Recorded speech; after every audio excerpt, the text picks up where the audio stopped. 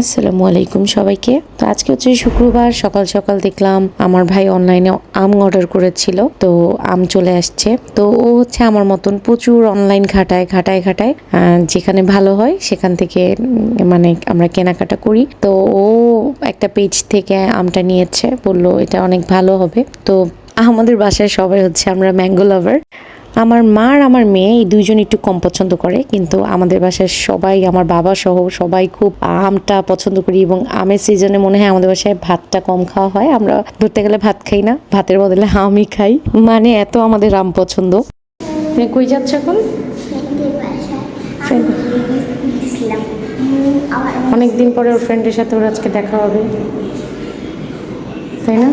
তো এখন আমরা সুরার ফ্রেন্ড আনায়াদের বাসায় যাচ্ছি। আজকে দুপুরে ওদের বাসায় দাওয়াত, কারণ বুড়িটা হচ্ছে কোরআন খতম দিয়েছে, তার জন্য ওর আম্মু খতম দেওয়ার কারণে দোয়া পড়াবে বাসায়, সেই কারণে আসা। তো আমরা চলে আসছি ওদের বাসায়। সুরা, সারা ওরা খেলাধুলা করতেছে, আনায়া তো সবাই খেলতেছে, একটু পরে দোয়া হবে।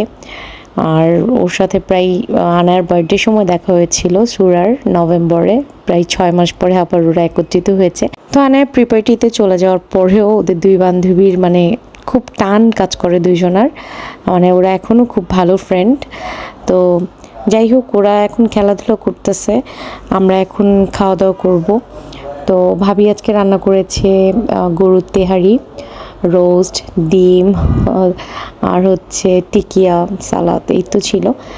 তো খাওয়া দাওয়া করে দোয়া হলো আনায়ের জন্য। এখন আমরা যাচ্ছি ক্লাসে, আজকে একটু লেট হয়ে গিয়েছে, আর রাস্তাতে দেখলাম একটু জ্যামও আছে। তো যাচ্ছি, বাসাতেও তাড়াতাড়ি করে যেতে হবে, বাসায় আমার ফ্রেন্ড আসবে, ফ্রেন্ডের আম্মু আসবে।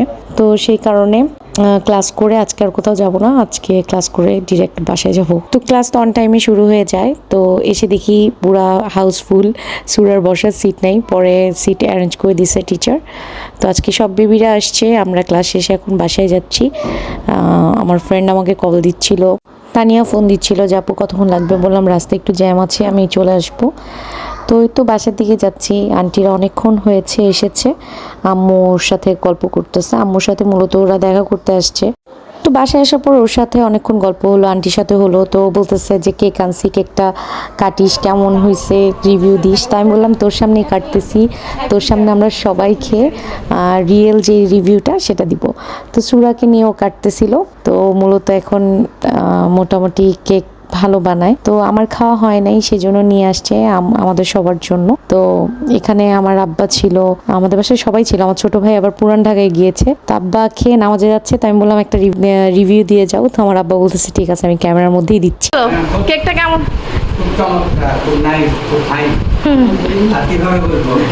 না ঠিক আছে, এতটুকুই যথেষ্ট। সবুজ কেমন লাগছে? মানে কি বলবা, এটা বলতাম তাহলে পুতুলদের একটু খাওয়াই দিতাম, মনে ছিল না।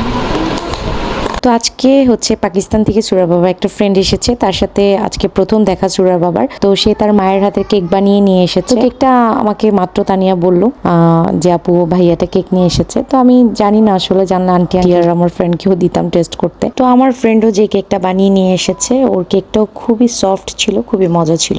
তো আজ এই পর্যন্তই, সবাইকে আল্লাহ হাফেজ।